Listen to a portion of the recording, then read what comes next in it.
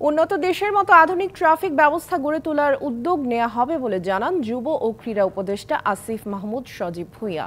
রবিবার সকালে যুব উন্নয়ন অধিদপ্তরের আয়োজনে ট্রাফিক ব্যবস্থাপনা ও সামাজিক সচেতনতা বিষয়ক প্রশিক্ষণ কোর্সের উদ্বোধনী অনুষ্ঠানে তিনি একথা জানান।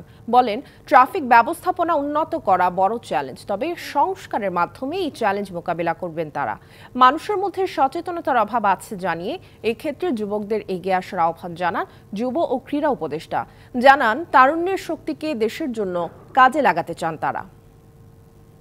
আমরা সব ক্ষেত্রে সংস্কারের কথা বলছি এবং এই ক্ষেত্রে আমরা অবশ্যই সংস্কার করব। বাংলাদেশের ট্রাফিক ব্যবস্থাপনাকে কীভাবে উন্নত বিশ্বের মতো করে আধুনিকায়ন করা যায় এবং যথাসম্ভব ম্যানুয়াল অর্থাৎ মানুষের মাধ্যমে যে নিয়ন্ত্রণ সেটাকে কমিয়ে ডিজিটালাইজ করা যায়, সেটার দিকে আমরা অবশ্যই মনোযোগ দিব।